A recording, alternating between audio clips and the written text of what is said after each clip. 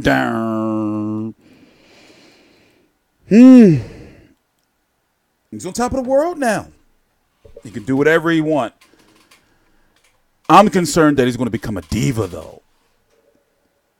Do you think that he would drop his WBC title rather than fight Jamal Charlo, WBC interim champion? Oscar De La Hoya said he would like to make that fight for December. Remember, Canelo right now has two mandatories. He has the first mandatory in line is Jamal Charlo, WBC interim champion. The second mandatory is David Lemieux, WBA.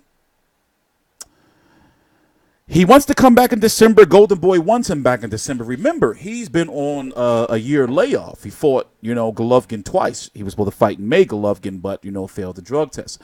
Nonetheless, looking at the 160-pound division right now, he has options. So, for example, it can happen in December because Danny Jacobs is taking on Sergey Derevyanchenko on October the 27th. So they can obviously fight, less than 2 months later, right? So the Danny Jacobs Sergey Derevyanchenko fight is out of the winner of that is out of the question for the IBF title until at least May of next year. You have Billy Joe Saunders, who's taking on Demetrius Andrade. The winner of that is also out until May of next year. So as it stands right now, they want him to fight in December. He has a cut, but I'm guessing that they feel that the cut is going to heal up or be healed by time he should be able to start camp in another few weeks. Now, we've been hearing that Canelo is going to be fighting in December, or was supposed to have a December fight in what? 2016, 2017, now it's 2018. Remember, that was 2015 when he fought Cotto, right? In November. So 2016, he was supposed to have a December fight. 2017, he's supposed to have a December fight. Now they're talking about it again. But they're waiting for something from a specialist to see what can be done about his eye and to see if it will be ready, for him to take contact for sparring and, to fight. So my money is that it would be David Lemieux that would be next. Now, remember, if Jamal Charlo wants to fight, Jamal Charlo is going to have to go where Canelo is, point blank. I understand Jamal Charlo is with Showtime, and he has Al Heyman, but if he wants that fight, which I would love to see, obviously, I would like to see this more than David Lemieux. But if he wants that fight, he's going to have to bow down to Canelo's demands. I'm not saying bend over on a barrel or anything like that, but I am saying, listen, if he says it's got to be on HBO, then it's got to be on HBO. Now, we don't right now know what Canelo is going to be doing in regards to a network. He is not currently with HBO. He is a free agent. He could end up on ESPN. Remember, Top Rank and Golden Boy have two separate ESPN contracts. However, Top Rank's contract with ESPN is bigger, but that's not saying that ESPN does not want Canelo. Remember, they provided some real in-depth, like exclusive, like type shit coverage for Canelo versus Golovkin 2 and the first fight. So don't be surprised if ESPN makes a run at Canelo. So I talked about in my last video how I felt about the fight in regards to, depending on how you judge fights or how you score fights. I had Canelo winning, but upon further review, depending on, how you view fights and how you count the jab, it was a very close fight. But I completely see, and I can say, well, from a judging standpoint, if I was a judge, right, and with the knowledge that I have, I would have said Golovkin won or it was a draw. But however, Golovkin knew what he had to do to win, and he didn't do it. Canelo didn't back up. Canelo made the adjustment from the first fight. And guess what? The judges said, well, wait a minute. We're giving it to Canelo. You said, Golovkin, you said he was going to run and don't run. You was going to do all this shit, yada, yada, yada. He didn't do it. And I said going into the fight that Golovkin was going to win. He didn't. It should be a trilogy. We got to wait and see what the the pay-per-view numbers are going to be. We should find those out sometime next week or so. Right now, it's September the 20th, 2018. I don't even know what time it is. 4:56 p.m. Eastern Standard Time. The McGregor-Khabib versus McGregor press conference is going to start soon, so we're not going to be here too long with this. But the way I look at it, man, listen, Canelo right now is on top of the world. You know, he does have options, and then the fact that Floyd Mayweather's back, kinda, whatever. We don't know what he's doing.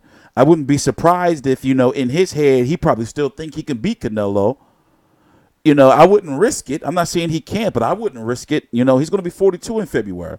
You know, can you imagine Canelo versus Mayweather versus Canelo 2? That would definitely do 3 million pay-per-view buys. It would definitely do 3 million pay-per-view buys. Remember, the first one did what? 2.5 or 2.7, I forgot. But it would definitely do crazy, outrageous buys. But I'm not calling for it. I'm just saying, man, now that Mayweather, you got to think Mayweather is seeing all this shit, these new deals, these fighters making this money. Nobody's talking about him. He did the little thirst trap with Mayweather. I mean, with Pacquiao saying that he's coming back to Tokyo for an event, not a fight. It could be a fight, but you know how he is. He likes to be cryptic with shit. We'll see, though, man. We'll see. You can't say this fight was a robbery. Honestly, I'm done talking about it, truth be told. I got one more video I got to do, probably a couple of more before we have to move on.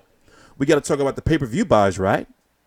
And because the pay-per-view buys are really going to determine whether this fight gets a trilogy. I mean, whether these two fighters are going to fight for a trilogy or not. Because what's the biggest money fight for Canelo right now outside of Golovkin?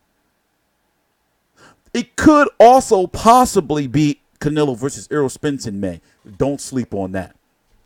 You could have Errol Spence. You could have Canelo Alvarez versus Errol Spence in Texas in May. Don't sleep on that either. That is very possible at 160 pounds. Very, very possible. I forgot what I was going to say. I had a real good point I was going to make. Oh, to clear up some things. Golovkin is going to make, if this fight does, let's say 1.5. The first fight did 1.3. If this fight does 1.5 pay-per-view buys or so, Canelo's going to walk away with easily 100 million, and Golovkin around 70 or so. You have to factor in. What did I drop? Oh, you have to factor in. Hold on. You have to factor in ticket sales. We're still waiting for the gate revenue to come out. You have to factor in international rights. You have to factor in pay-per-view buys, which was $84.99 a pop in high definition. Yes, it said that they were guaranteed $5 million, but you'd be surprised. I had some people commenting saying, how are they going to be making $70 and $100 million when they're guaranteed $5 million? But, you know, I just had to make sure I clarified that. Also, HBO, confirmed by Bob Arum about a couple of years ago, takes about 7 to 9% off top. So you start doing some math. Either way, both of these guys are winners because for both fights, Golovkin, you know, should walk away. I'm talking about, you know, before he, you know, fees and paying his team and taxes and all that. He should have made at least, you know, maybe 80 to $100 million somewhere around for both of these fights. Should have. Canelo,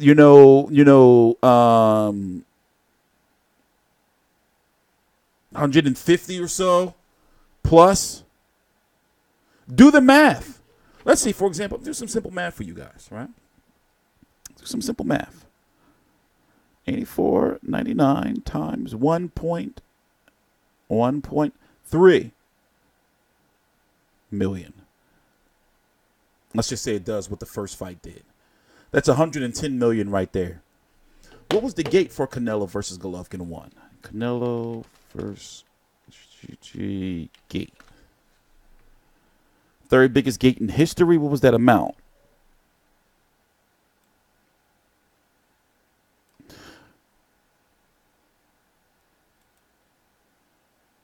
$27 million. 28 million. But you could say, but yeah, 27 million. So plus 27 million, right? That's all. We already up to 137 million right there. Then we don't know. You have to factor in international rights because the fight was purchased the rights to broadcast were purchased by BT Sport over in the UK. How many of you guys purchased it over there? You know, then sponsorships and all kind of shit like that. So let's say just for shits and giggles, right? We're going to add another 25 million plus 137 million. Golovkin got 42.5%, right? Time. And Canelo 57.5. It's weird how they came up with that number. Just how they came up with the Canelo versus Chavez 164.5 catch weight. About 70 million. You know, equals about 70 million for Golovkin. We'll see. The only time will tell. I'll be back next week. You know, I don't expect any more news to come out of this. You know, Abel Sanchez has been really, really humble about things. You know, Golovkin's going to obviously take a break. And he should take a break. You know, not too long, obviously. You know, don't come back until May or so. You know, he's had a busy few years. You know, and just to see that both of these guys are legit, you know, pay-per-view stars now, for them, you know, to not have to not speak English and not be from America, you know, speaks volumes. Anyway, I'm TstreeT Controversy. This is TstreeT Controversy Live. Please subscribe.